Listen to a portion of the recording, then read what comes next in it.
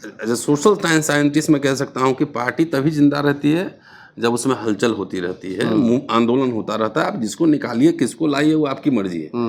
लेकिन जन सरोकार के मुद्दे पर जब आप बोलेंगे नहीं, प्रोटेस्ट नहीं करेंगे, धरना नहीं करेंगे, लोगों के बीच नहीं जाएंगे, तो लोग धीरे धीरे अलग होने लगता है ना। खाली अब सोशल मीडिया पे, ट्विटर, फेसबुक से काम नहीं चलता है। जब बीजेपी, कांग्रेस जैसी पार्टियां, बड़ी पार्टियां जब बिना कोलैबोरेशन के नहीं लड़ रही हैं चुनाव, तो कैसे कोई उम्मीद कर सकता है कि मतलब अकेले हम लड़ लेंगे, सीएम पीएम बन जाएंगे। पार्टी तो है, खैर उसमें कोई दिक्कत नहीं है, मूवमेंट नहीं है, जिसके लिए पार्टी नहीं बल्कि पूर्ण रूप से इसका ससुर अशोक सिद्धार्थ ही जिम्मेदार है, जिसने पार्टी को नुकसान पहुंचाने के साथ साथ श्री आकाश आनंद के पॉलिटिकल करियर को भी खराब कर दिया है। पॉलिटिकल करियर बसपा में आकाश आनंद का नहीं है। श्री अशोक सिद्धार्थ को पार्टी से निकालने के बाद उस लड़की पर अपने पिता का कितना प्रभाव पड़ता है तथा आकाश पर भी उसकी लड़की का कितना प्रभाव पड़ता है, यह सब भी अब हमें गंभीरता से देखना होगा, जो अभी तक कतई पॉजिटिव नहीं लग रहा है। मायावती ने अपने भतीजे आकाश आनंद को पार्टी से बाहर का रास्ता दिखा दिया।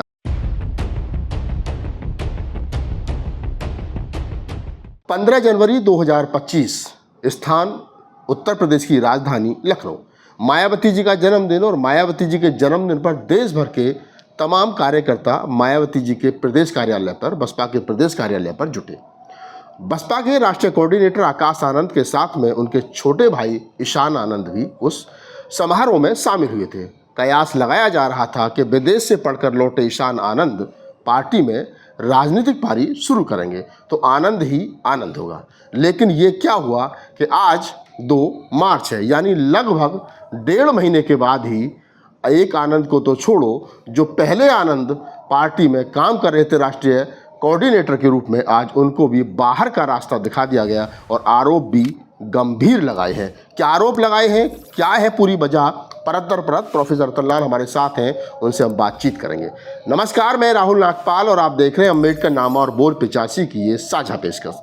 जैसा मैंने इस वीडियो के स्टार्टिंग में बताया कि मायावती ने अपने भतीजे आकाश आनंद को पार्टी से बाहर का रास्ता दिखा दिया। अभी कुछ ही दिन पहले अपने समधी अशोक सिद्धार्थ को बाहर का रास्ता दिखाया था।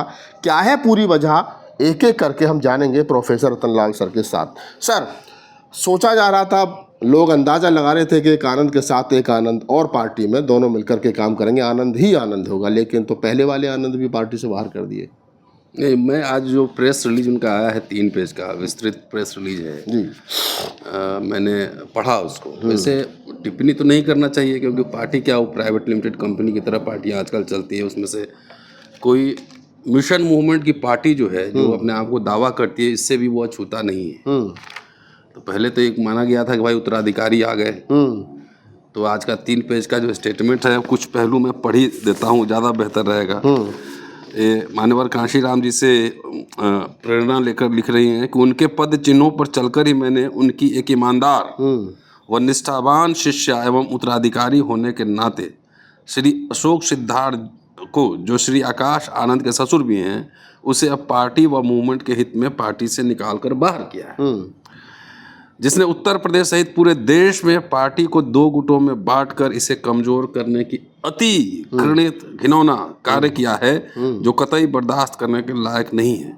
और यह सब उनकी लड़की की शादी में भी दिखा। मतलब प्राइवेट मैटर जो है, प्राइवेट अफेयर जो है, शादी ब्याह, घर का जो झगड़ा है, बाहर आ रहा है, घर के 4 दीवारी की बातें बाहर आ रही है। आगे है प्रेस रिलीज में कि जहां तक इस मामले में श्री आकाश आनंद का सवाल है, तो आपको यह मालूम है कि श्री अशोक सिद्धार्थ की लड़की के साथ इनकी शादी हुई है, और अब श्री अशोक सिद्धार्थ को पार्टी से निकालने के बाद उस लड़की पर अपने पिता का कितना प्रभाव पड़ता है तथा आकाश पर भी उसकी लड़की का कितना प्रभाव पड़ता है, यह सब भी अब हमें गंभीरता से देखना होगा, जो अभी तक कतई पॉजिटिव नहीं लग रहा है। ऐसे में पार्टी व मूवमेंट के हित में श्री आकाश आनंद को पार्टी की सभी जिम्मेदारियों से अलग कर दिया गया है, जिसके लिए पार्टी नहीं बल्कि पूर्ण रूप से इसका ससुर अशोक सिद्धार्थ ही जिम्मेदार है, जिसने पार्टी को नुकसान पहुंचाने के साथ साथ श्री आकाश आनंद के पॉलिटिकल करियर को भी खराब कर दिया है। मतलब पॉलिटिकल करियर बसपा में आकाश आनंद का नहीं। अब देखना दिलचस्प ये होगा कि अगर इनको पॉलिटिक्स करना है या उनके ससुर जी को पॉलिटिक्स करना है तो यहाँ तो खराब हो गया मामला। अब तो सीधा गंभीर आरोप है। गंभीर आरोप, एंट्री भी नहीं होगी दोबारा एंट्री भी नहीं होगी कि पार्टी को बांटने का काम किया है, जो कि शादी है उसमें भी गुटबंदी सब दिखा। किनको बुलाए होंगे नहीं बुलाए होंगे, खैर हम लोग तो जानते नहीं, हो सकता है आपको न्योता मिला हो तो हम लोग जानते नहीं है। लेकिन अब यहाँ तो खराब है मामला। अगर पॉलिटिक्स करना है तो या तो पार्टी बनाता है लोग या फिर कोई एग्जिस्टिंग पार्टी है उसके साथ जाता है। तब देखना दिलचस्प होगा कि बहुत गंभीर आरोप है और ये तो लग रहा है कि फैमिली का सारा झगड़ा बाहर आ गया बाहर। कुछ और चीज़ इसमें है बड़ा दिलचस्प है जो हम चाहते हैं कि लोग सुने उसको। तीसरे पेज पे है कि बहुत सारी बातें हैं लेकिन इम्पोर्टेंट बात आपको मैं बता रहा हूँ। इसके अलावा श्री आनंद कुमार के बारे में यह भी अवगत कराना चाहती हूँ कि वर्तमान में बदले हुए हालात में पार्टी व मूवमेंट के हित में अब इन्होंने अपने बच्चों का रिश्ता भी गैर राजनीतिक परिवार के साथ जोड़ने का फैसला लिया है ताकि श्री अशोक सिद्धार्थ की तरह अब आगे कभी भी अपनी पार्टी को किसी प्रकार से कोई नुकसान आदि न हो। मतलब जो पार्टी को अशोक सिद्धार्थ से नुकसान हो रहा था और उसमें यह संभव है कि आकाश आनंद भी उसमें शामिल हो तो कह रहे हैं कि अब पॉलिटिकल फैमिली जो है ना उसमें शादी ब्याह नहीं होगा। मतलब बसपा सुप्रीमो मायावती जी के जो भाई हैं आनंद कुमार आनंद यानी आकाश आनंद के फादर, अब उनके किसी भी बच्चे का रिश्ता जो है वो पॉलिटिकल फैमिली में नहीं होगा। अब गैर राजनीतिक परिवार में अगर अब बच्चा कोई रिवेल कर जाए तब भाई 21वीं सदी है, बिल्कुल कोई रिवेल कर जाए कि नहीं, अब कोई लव मैरिज भी कर सकता है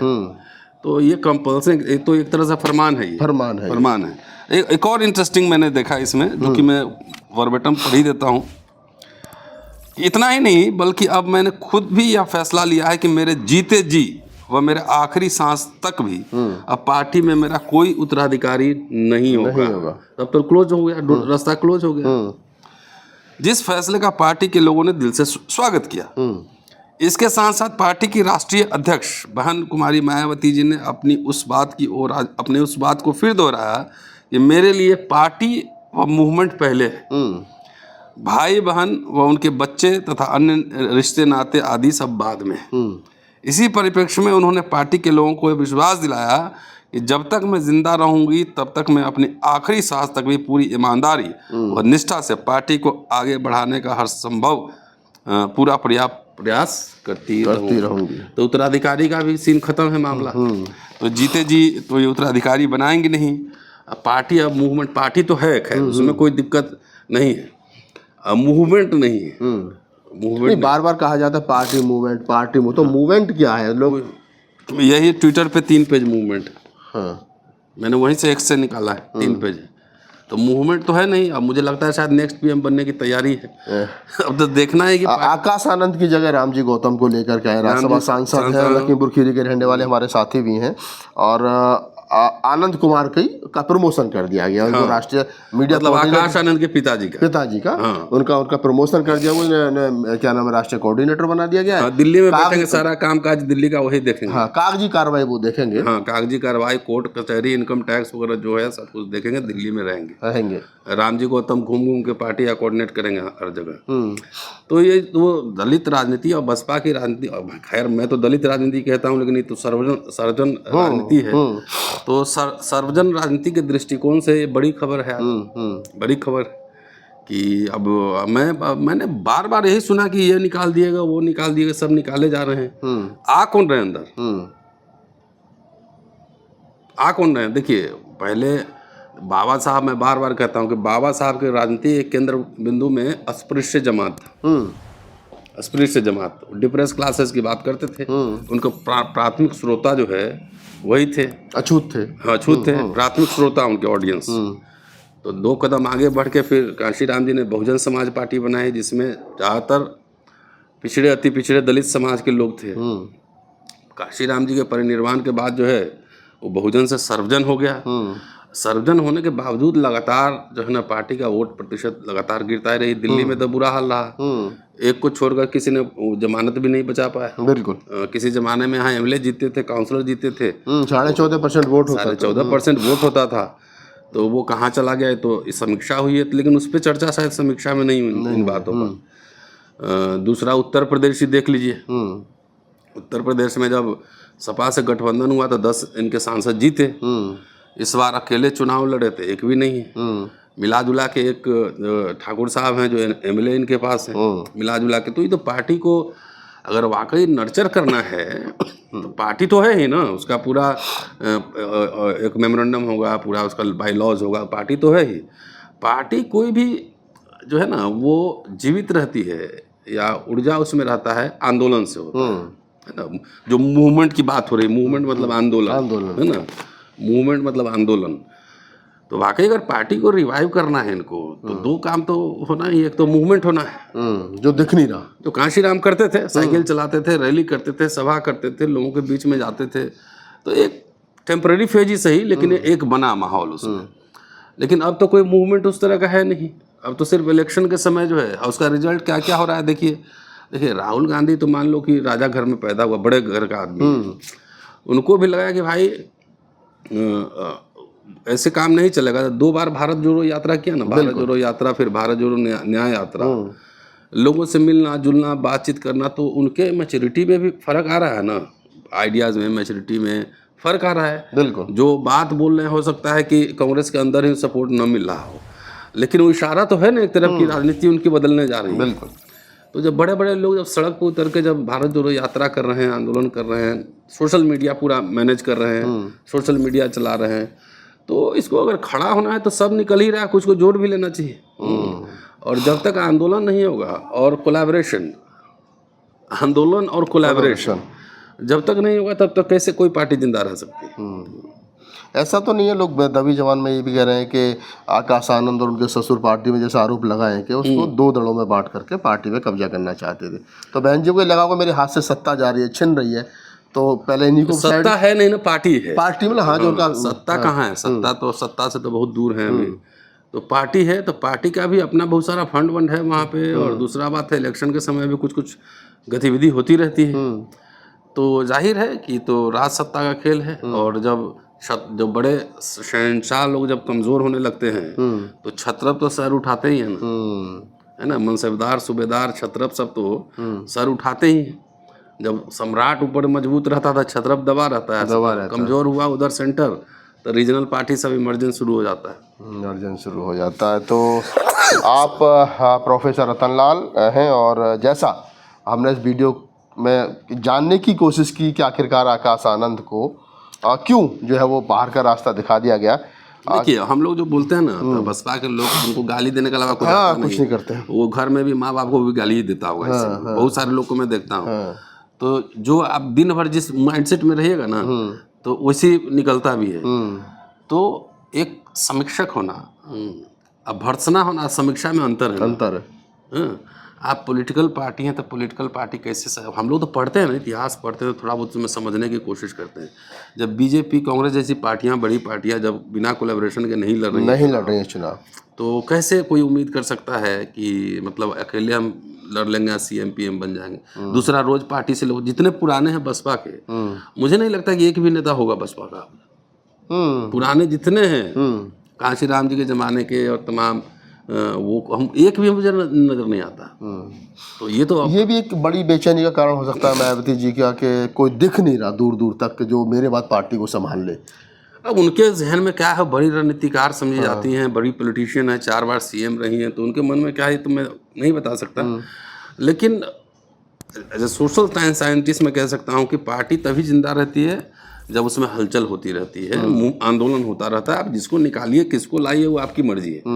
लेकिन जन सरोकार के मुद्दे पर जब आप बोलेंगे नहीं, प्रोटेस्ट नहीं करेंगे, धरना नहीं करेंगे, लोगों के बीच नहीं जाएंगे, तो लोग धीरे धीरे अलग होने लगता है ना।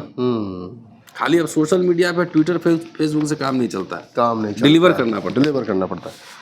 तो हमने जानने की कोशिश की कि आखिरकार क्या बड़े कारण हो सकते हैं। तो एक तो कहीं ना कहीं मैं ग्रामीण भाषा में, मैं लोक भाषा में कहूँ तो आकाश आनंद पर जोरू का गुलाम होने का एक बड़ा आरोप जो है वो लग रहा है कि वो कहीं ना कहीं उनकी जो पत्नी है उनको काबू कर रही है।